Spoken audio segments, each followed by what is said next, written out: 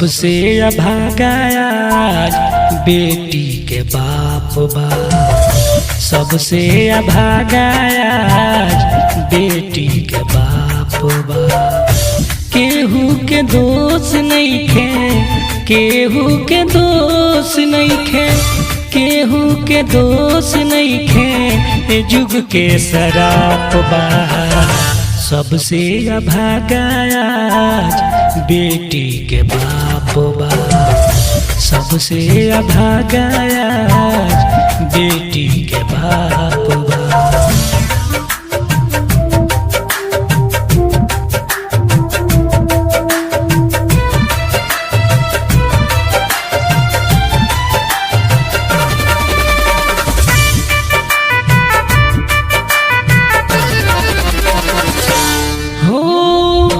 बेटिए बनेली एक दिन नारी, बेटिए से बनेली एक दिन महतारी।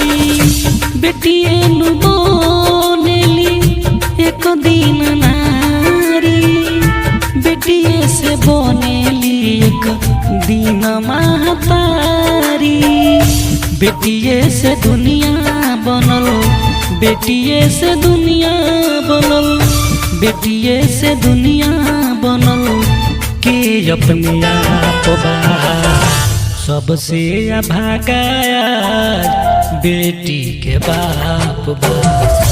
सबसे अभागा आज बेटी के बाप बा।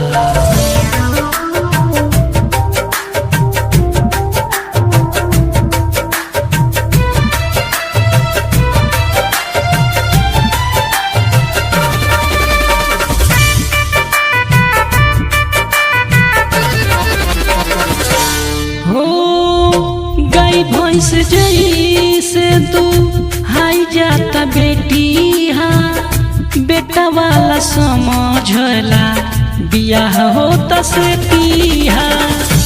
गाय भैंस जैसे दुहाई जाता बेटी हा, बेटा वाला बुझेला बियाह होता से हा।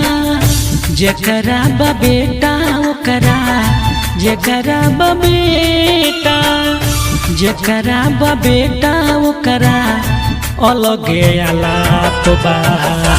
सबसे अभागा आज बेटी के बाप बा। सबसे अभागा आज बेटी के बाप बा।